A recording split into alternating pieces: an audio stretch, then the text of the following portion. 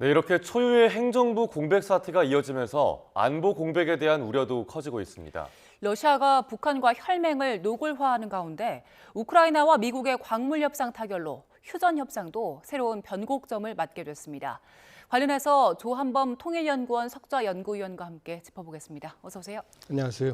네, 한덕수 전 총리의 대선 출마 그리고 최상목 경제부총리의 사퇴로 대대대행이 이제 체제가 됐습니다. 전례없던 초유의 일인데 그러면 이주호 권한대행 겸 사회부총리 겸 교육부 장관이 군 통수권자가 된 거죠? 당연히 그렇게 되죠. 지금 우리나라 역사상도 없었을 것 같고요. 아마 세계 역사에서도 이런 사례를 찾기 어려울 것 같거든요. 아주 바람직하지 않은 상황이죠. 그러니까 사실은 지금 뭐 입법부, 사법부, 행정부 모두 공동의 책임이라고 볼 수가 있고요. 이걸 이제 타산지석으로 삼아서 좀 더 안정된 어떤 그 관리 체계, 국정 운영 이런 걸 이제 해 나가는 게 그 차기 정부의 과제다 이렇게 볼 수가 있죠. 예.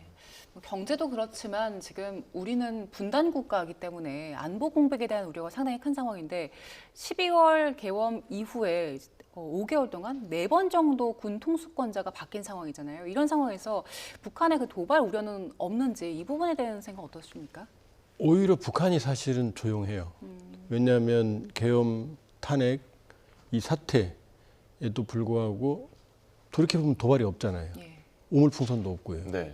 이게 뭐냐면 남북관계를 단절한 이후에 오히려 사실은 방어체제로 돌아섰어요. 그러니까 군사분계선 MDL에서도 공격 행위보다는 방벽 구축, 그다음에 불모지화 이런 작업을 했고 그거는 뭐냐면 북한도 무력 도발을 막 하는 건 아니고 전략적 필요에 따라 하거든요. 근데 지금 상황에서는 이게 한반도의 긴장이 최고도로 고조돼 있기 때문에 이게 어디로 튈지 모르거든요. 첫 번째. 두 번째는 본인들이 우크라이나에 15,000명 내 인민군 파병을 했고 막대한 무기를 지금 공급을 하고 있거든요. 심지어 수도권 불바다 발언의 주역인 170mm 국산포 같은 경우도 전선에 있는 게 일부 이동을 한 정황들이 나타나요. 그 러시아가 워낙 급박하니까. 그러니까 엄밀히 보면 북한도 안보 공백이 있는 거죠. 그러니까 겉으로 보면 뭐 허세를 부리지만 사실은 북한도 지금 그 내부가 평안한 상황이 아닌 거죠. 예를 들면은 통일민족개념 삭제를 지난해 1월 지시했지만 그것도 아직 주민들에게 설명도 못 하고 있거든요. 그렇게 보면 뭐 우리가 긴장 상태를 풀면 안 되겠지만 대선까지 또 대선 이후 북한의 특별한 긴장 고조나 도발 행위는 있을 가능성은 높지 않다. 왜냐하면 그렇게 해서 북한이 얻을 게 없거든요. 미국도 지금 한반도 긴장 상황을 보고 있고 우리 군도 초긴장 상태로 지금 대비하고 있거든요. 그렇게 보면 북한이 도발로 얻을 게 별로 없죠. 네, 북한이 그런 가운데 그 러시아 파병 사실을 공개적으로 인정을 했고 러시아도 이를 인정을 했습니다. 파병 사실을 갑자기 인정한 이유의 배경에 대해서 그럼 방금 말씀해주신 북한의 안보 공백도 좀 영향이 있었을까요? 일단은 몇 가지 요인이 있는데 더 이상 숨길 수가 없죠. 왜냐하면 이제 다량의 전사자가 발생을 했고 지금 우리 국정원이나 군 판단에 의하면 4,5천 명 정도의 사상자. 여기는 이제 영구 그 장애를 입은 소위 이제 상위 군인들이 수천 명 규모로 발생할 가능성이 돌아가야 되거든요. 예. 그다음에 시신도 지금 송환해서 부모들에게 전달해야 되는데 이런 파병 사실이 더 이상 숨길 수가 없거든요. 그러니까 지금 때가 됐다. 두 번째는 쿠르스크. 지금 북한군은 우크라이나, 러시아가 침략한 우크라이나 영토에 있는 게 아니고 우크라이나가 점령하고 있던 쿠르스크 지역 그 전선에 파병돼 있거든요. 왜냐하면 북로 지난 6월에 체결된 신조약에 따르면 침공을 받아서 전쟁 상태가 처하게 되면 도와준다 돼 있거든요. 그러니까 우크라이나 영토는 못 들어가죠. 들어가면 조약상 위반이죠. 근데 쿠르스크를 지금 4월 말 기준으로 우크라이나가 지난해 8월 침공해서 한 1,200에서 300, 서울시 2배 정도를 점령하고 있었는데 다 탈환했어요. 그래서 4월 26일 날 러시아가 탈환 성공했다고 선언을 했거든요. 그러니까 북한군이 일단 쿠르스크 전선에서는 큰 역할이 이제 필요 없는 거죠. 그다음에 휴전으로 가고 있거든요. 지금 뭐 계속 충돌하고 있지만 큰 흐름은 이제 휴전 모드로 접어들었거든요. 그럼 휴전하게 되면 이 북한군의 효용성이 이제 변화하게 되거든요. 그다음에 이제 네 번째는 5월 9일이 얼마 안 남았지만 러시아 전승절이거든요. 여기에서 푸틴이 우리는 승리했다라는 걸 선언하고 싶어 한다는 게 모스크바 쪽에 있는 사람들 얘기거든요. 그럼 여기서도 이제 북한군의 역할, 쿠르스크 탈환에는 북한군이 결정적인 역할을 했거든요. 뭐 전투를 잘했다기보다는 거의 인해 전술로 소모되는 형태로 기여를 했다고 저는 보거든요. 어쨌든 감사를 해야 되거든요. 그렇기 때문에 이미 때가 돼서 얘기를 했고, 북한도 양측이 모두 다 이제 얘기를 했고, 푸틴은 공개적으로 본인 입으로 인민군 파병, 북한군 파병에 대해서 고맙다는 예. 얘기까지 했죠. 예. 그 국정원 발표 보니까 파병된 북한군이 15,000명 정도고 박사님 말씀하신 것처럼 사상자도 4,5,000명 정도 되니까 상당한 규모인 거잖아요. 그렇죠. 근데 앞으로도 뭐 다른 전선에 북한군이 재배치될 수도 있다 이런 보도도 나오고 또 종전 이후에도 복구나 외화벌이에 이용될 가능성도 높다는 보도 나오던데 여기에 대해서는 어떻게 보세요? 북한군은 전투 병력과 외화벌이 병력이 달라요. 물론 이제 전투 병력도 한 2,000달러 1인당 받는 걸로 지금 첩보가 들어와 있고, 그 중에 약 400달러 정도가 이제 북한군에게 지급이 된다고 합니다. 그건 굉장히 큰 금액이에요. 그러면 북한군은 전쟁이 끝나도 이게 완전한 종전이 아니고 휴전 가능성이 높거든요. 예. 그럼 러시아와 우크라이나, 러시아와 나토 사이의 군사적 긴장은 계속될 거예요. 그럼 방대한 전선을 유지하기 위해서는 병력이 필요하죠. 그러니까 북한군이 전쟁 끝났다고 해서 철수하는 건 아닐 거다. 오히려 추가 파병될 수도 있어요. 왜냐하면 전선 유지를 위해서.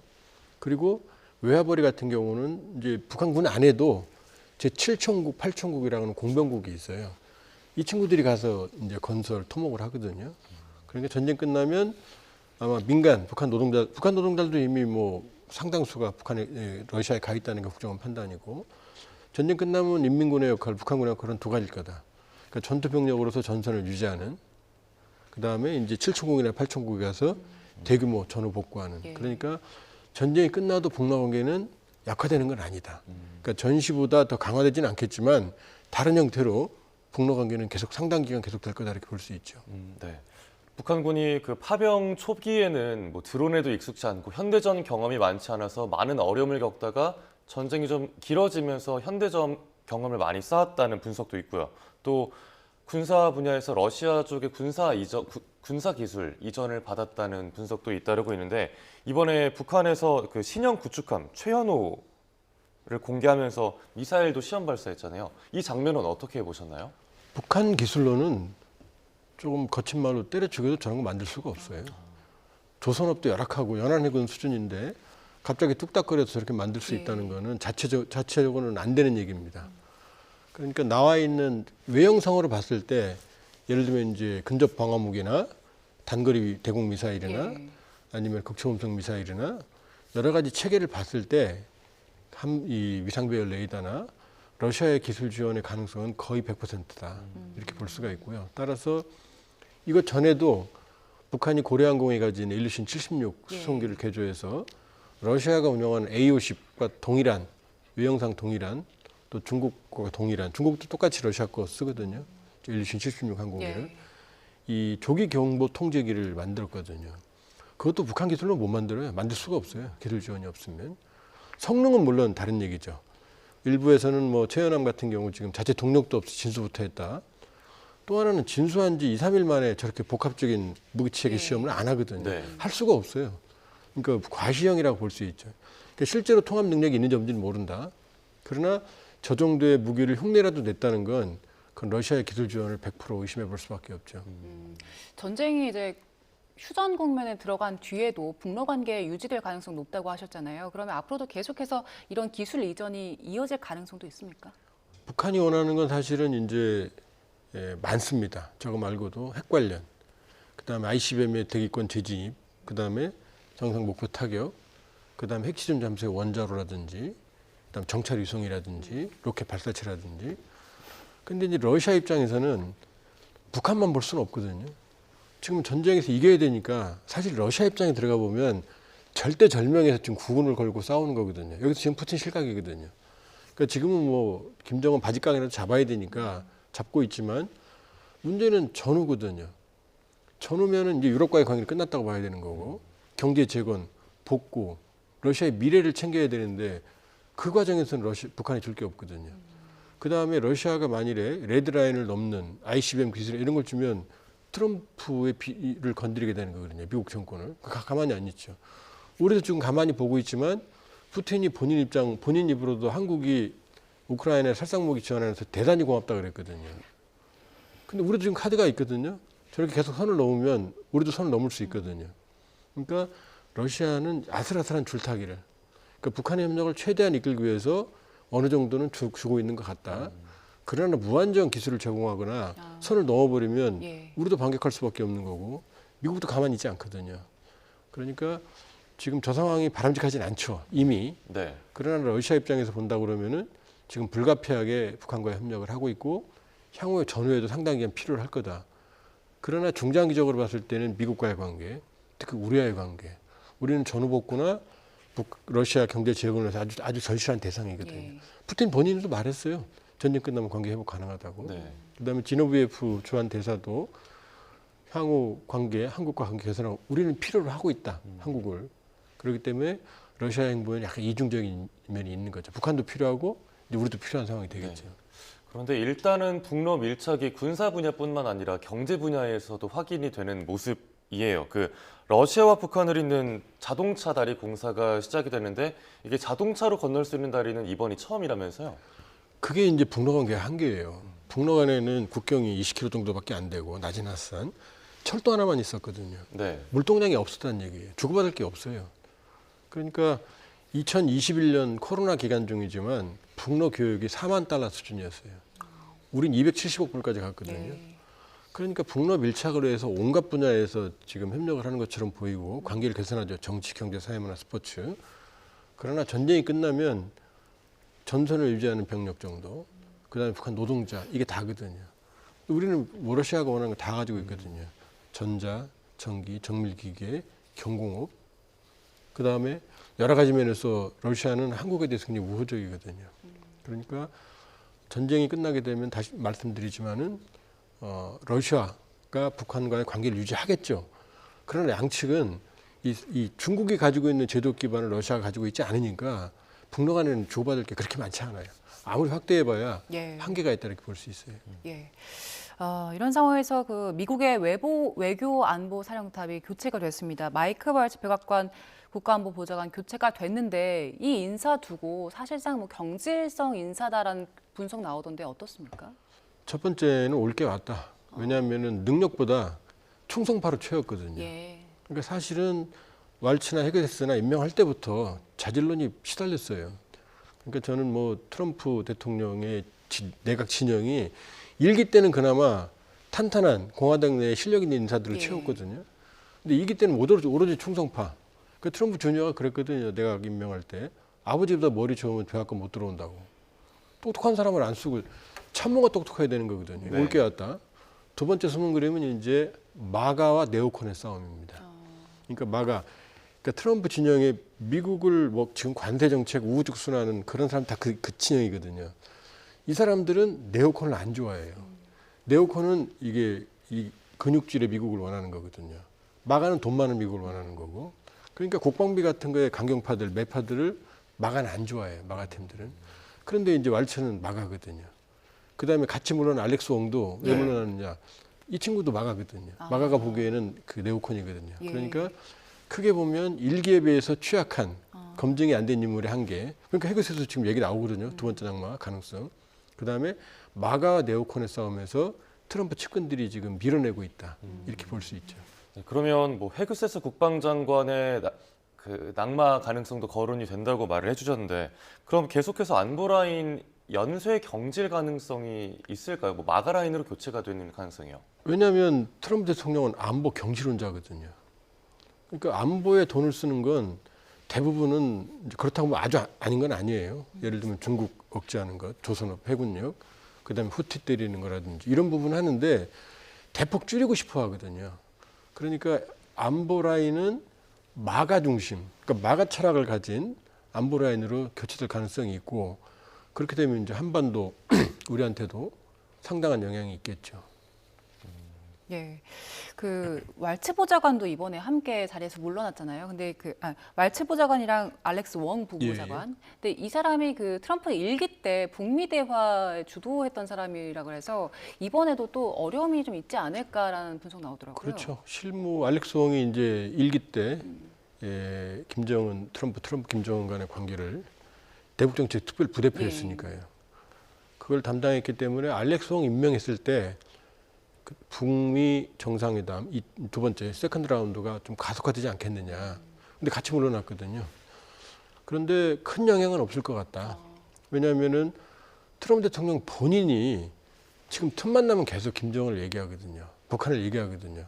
그다음에 측근들도 김정은 정권이 원하는 얘기를 해주고 있거든요. 뉴클리어 파워다, 뉴클리어 네이션이다. 그러니까 북한에게 계속 긍정적인 시그널을 트럼프 대통령 본인이 지금 던지고 있거든요.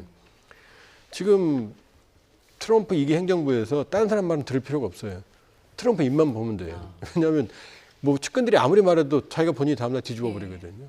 측근이 뭐 협상하는 과정 중에 뒤집어 버리거든요. 네. 그러니까 트럼프 대통령 입에서 계속 김정은 얘기가 나오는 걸 보면 지금 러우 전쟁은 조금 시간이 걸리겠지만 휴전 모드로 일단 들어가고 있어요.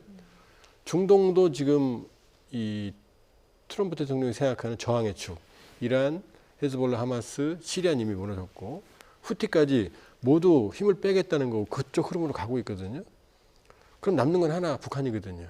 요 세 개가 해결되면 이제 트럼프 대통령은 트리플 크라운이거든요. 네. 그러니까 이제 조만간 제가 보기엔 김정은과도 접촉을 하고 있거나 예. 여기서도 성과를 내려고 할 거다.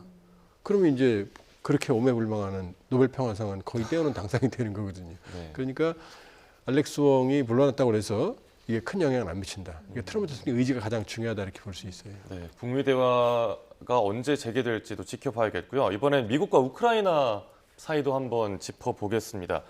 말도 많고 정말 탈도 많았던 광물협정 드디어 타결이 되는데 타결 내용 어떻게 보셨나요? 그러니까 트럼프 대통령이 뭐 초기에 푸틴 편을 들었잖아요. 그 뭐 푸틴과 프렌드십이 있다. 그게 아니고 트럼프 대통령은 오로지 자기 목표만 보지 누가 중요한지는 하나도 안 중요합니다. 그러니까 초기에는 푸틴 말을 들어주는 게 조기 종전에 유리하니까 젤렌스키를 압박했던 거고 예. 지금은 이제 푸틴 대통령이 말을 안 듣고 오히려 광물협정 쪽에서 이 젤렌스키 쪽이 이제 유화적으로 나오니까 이쪽에 손을 잡은 거거든요. 그러니까 크게 보면 겉으로는 이제 미사역으로 포장이 돼 있지만 트럼프 대통령이 원하는 대로 된 거예요. 그러니까 우크라이나 국내법보다 이번 협정이 우선한다고 그랬거든요. 그러니까 무슨 정권이 들어오든 이게 영속성이 있는 거죠. 사실 옛날 제국주의 국가들이 이렇게 협정을 했거든요. 그다음에 광물협정에서 우선권을 미국이 가진다. 예.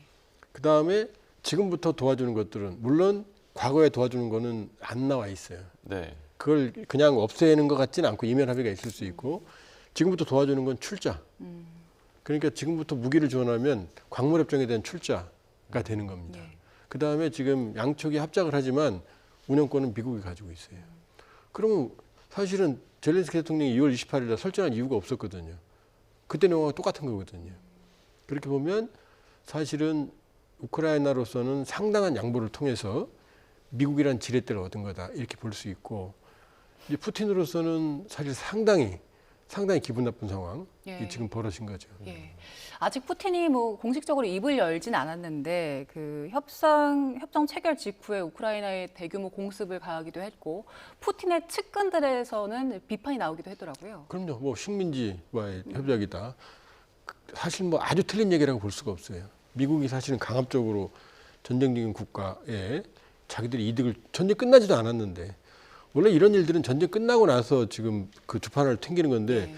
지금 전쟁 한창 중에 지금 위기에 처해 있는 실제로 트럼프 대통령이 2월 28일 날 젤렌스키 대통령이 설전을 하고 오니까 무기와 정보 중단, 군사 정보 중단을 끊어버렸어요. 그걸 공급을 쭉 끊어버렸거든요. 그러면서 그때 파죽 추세로 러시아군이 인민군과 함께 쿠르스크를 탈환해버렸거든요. 그러니까 젤렌스키 대통령은 자기 체면은 지켰지만 사실 쿠르스크를 뺏겼어요. 거기서 우크라이나군이 상당 부분 희생당했거든요. 그러니까 극단적인 카드를 쓴 거죠. 말 안 들으면 너 전선 뚫리게 할 거야. 그러니까 젤렌스키 대통령은 이제 이 말을 들어버린 예. 거죠. 그러니까 사실은 트럼프 대통령의 의도대로 가고 있다.